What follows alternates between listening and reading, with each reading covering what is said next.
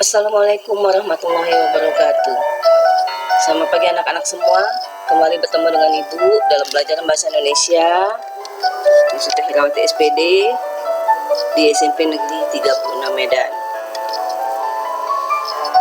Baiklah anak-anak, kali ini kita masih belajar pelajaran Bahasa Indonesia kelas 9 semester 1 bab 3 menyusun cerita pendek yang ada di halaman 51 pertemuan kedua. Buku yang kita gunakan pun masih menggunakan buku yang sama, yaitu buku Bahasa Indonesia terbitan Kemendikbud kurikulum 2013 revisi 2018. Nah,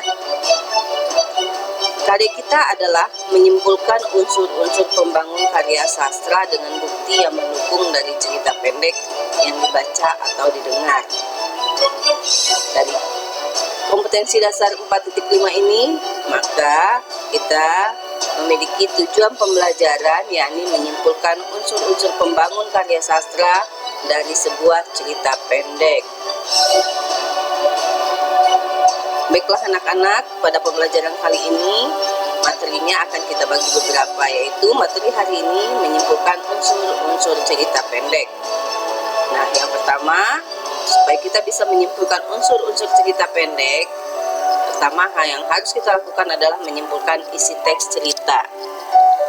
Menyimpulkan isi teks cerita itu adalah mengambil inti atau pokok-pokok yang diuraikan dalam karangan. Ada beberapa cara yang dapat dilakukan, yaitu pertama, membaca teks cerpen dengan seksama. Kedua, memahami unsur intrinsik dan ekstrinsik teks cerpen. Yang ketiga, menulis ide pokok teks cerpen. Dan yang keempat adalah menemukan kesimpulan teks cerpen. Nah, setelah kita bisa menyimpulkan isi teks tersebut, maka hal yang dapat kita lakukan lagi adalah menentukan unsur-unsur pembangun karya sastra. Cara menentukan unsur-unsur pembangun karya sastra itu diantaranya adalah pertama, tema. Tema adalah ide cerita utama yang diangkat penulis dalam cerita pendek. Tema ini bisa melibatkan masalah kehidupan seperti kekuasaan, cinta, kesedihan, dan lain sebagainya. Yang kedua adalah amanat atau pesan atau mandat. Ini artinya adalah nasihat yang disampaikan penulis pada pembaca yang dapat diambil kesimpulannya dari isi cerita pendek tersebut. Kemudian yang ketiga, caranya adalah menentukan sudut pandang, yaitu kita harus mengetahui posisi penulis di dalam cerita.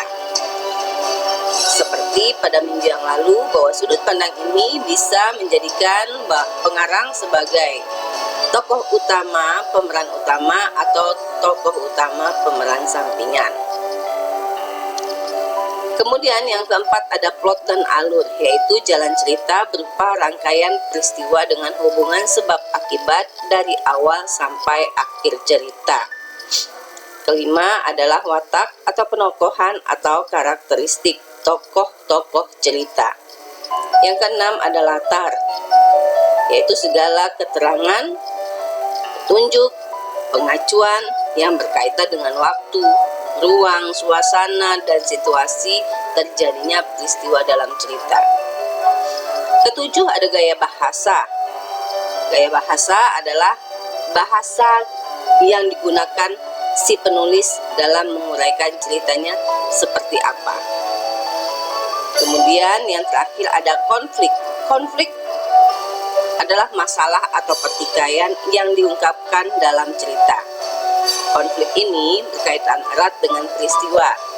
Konflik juga merupakan ajang pengembangan plot atau alur, sehingga cerita itu berjalan sangat menarik karena memiliki konflik yang ingin kita ketahui akhir penyelesaiannya. Nah, contoh menentukan isi cerpen.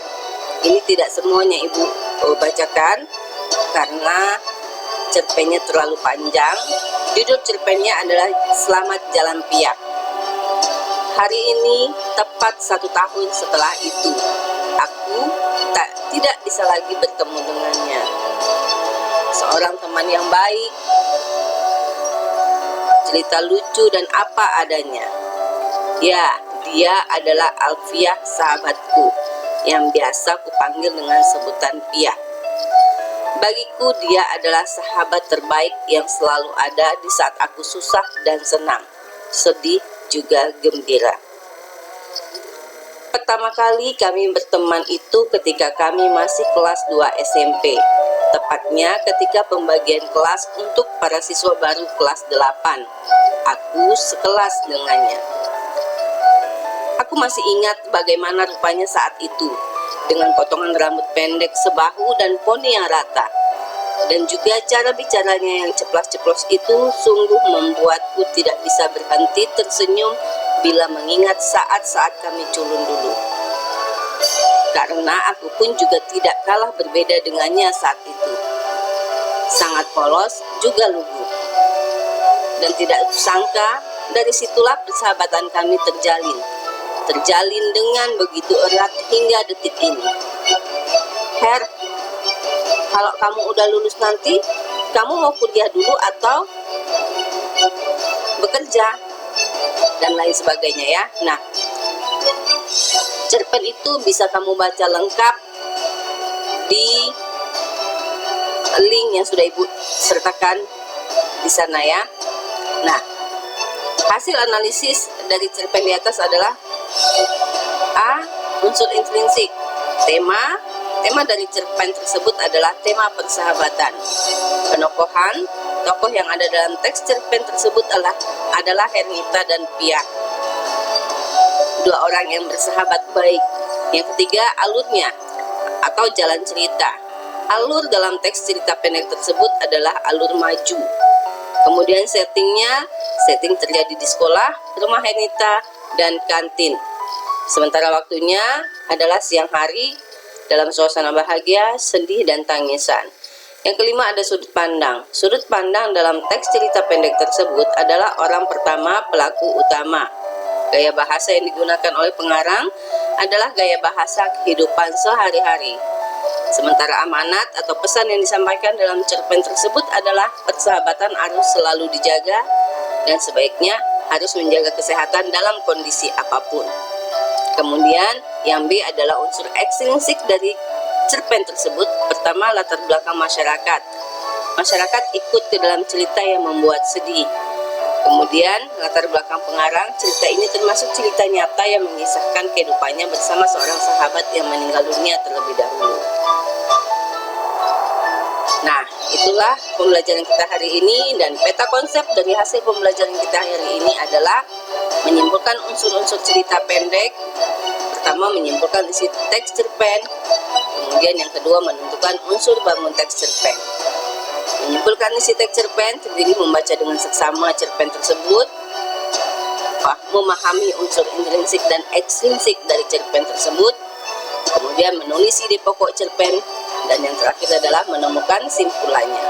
Sementara menentukan unsur bangun teks cerpen ada tema, kemudian amanat, sudut pandang, plot, perwatakan, latar, gaya bahasa, dan yang terakhir adalah konflik. Demikianlah materi kita hari ini, dan sekarang kamu harus mengerjakan LKPD atau tugas, yaitu simpulkanlah unsur cerpen Pohon Keramat yang ada di halaman 54 sampai dengan 60 dalam bentuk tabel sesuai tabel yang ada di halaman 61 sampai halaman 62. Ingat ya, kerjakan tugas ini sesegera mungkin setelah kamu mempelajari video pembelajaran ini. Tugas selalu kerjakan di kertas double folio, dan pada waktunya nanti kita kumpulkan sehingga bisa menjadikan penilaian bagimu dari gurumu. Nah, anak-anak, demikianlah pembelajaran kita hari ini. Semoga kalian bisa memahaminya dan dapat bermanfaat bagi kita semoga, terutama bagi kamu. Dan tetap semangat meskipun masih belajar melalui daring atau belajar jarak jauh. Assalamualaikum warahmatullahi wabarakatuh. Sampai ketemu minggu depan di pembelajaran selanjutnya.